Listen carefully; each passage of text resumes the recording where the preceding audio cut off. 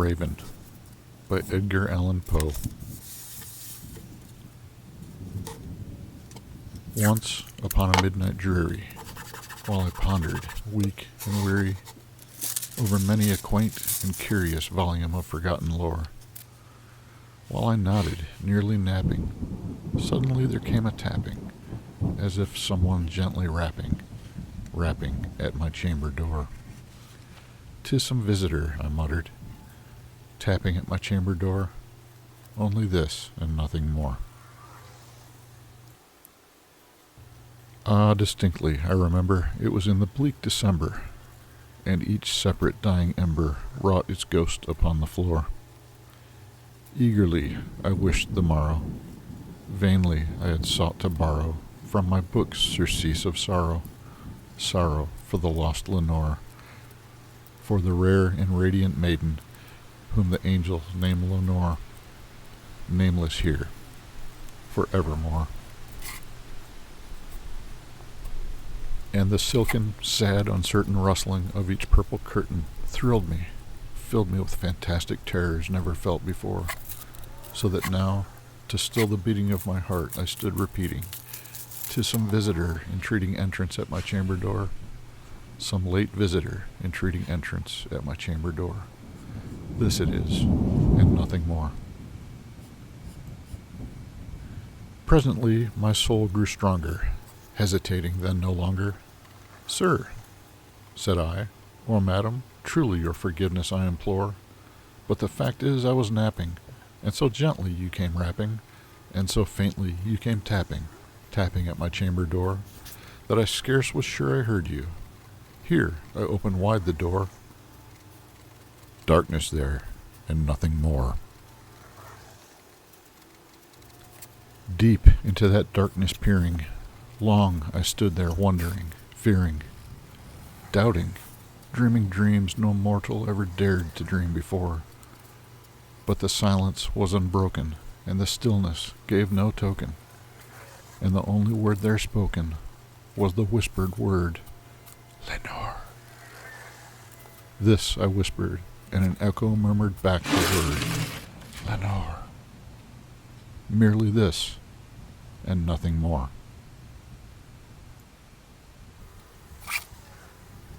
Back into the chamber turning, all my soul within me burning, soon again I heard a tapping, somewhat louder than before. "Surely," said I, "surely that is something at my window lattice. Let me see, then, what thereat is, and this mystery explore.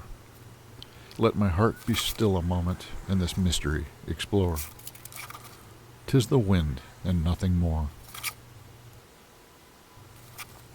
Open here I flung the shutter, when with many a flirt and flutter, in there stepped a stately raven of the saintly days of yore.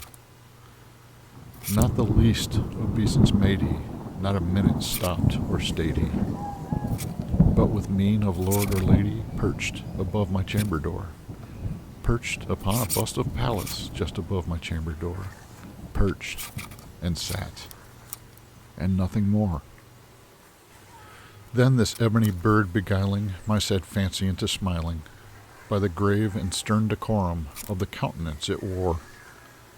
"Though thy crest be shorn and shaven, thou," I said, "art sure no craven, ghastly grim and ancient raven, wandering from the nightly shore. Tell me what thy lordly name is on the night's Plutonian shore." Quoth the raven, "Nevermore." Much I marveled this ungainly fowl to hear discourse so plainly, though its answer little meaning, little relevancy bore. For we cannot help agreeing that no living human being ever yet was blessed with seeing bird above his chamber door, bird or beast upon the sculptured bust above his chamber door, with such name as Nevermore. But the raven, sitting lonely on the placid bust, spoke only that one word, as if his soul in that one word he did outpour. Nothing further than he uttered, not a feather than he fluttered, till I scarcely more than muttered, "Other friends have flown before, On the morrow he will leave me, as my hopes have flown before. Then the bird said, "Nevermore." Startled at the stillness broken by reply so aptly spoken, "Doubtless," said I, "what it utters is only stock and store, caught from some unhappy master, whom unmerciful disaster followed fast and followed faster, till his songs one burden bore, till the dirges of his hope that melancholy burden bore, of never, nevermore." But the raven, still beguiling my sad fancy into smiling, straight I wheeled a cushioned seat in front of bird and bust and door. Then, upon the velvet sinking, I betook myself to linking fancy unto fancy, thinking what this ominous bird of yore, what this grim, ungainly, ghastly, gaunt, and ominous bird of yore meant in croaking nevermore.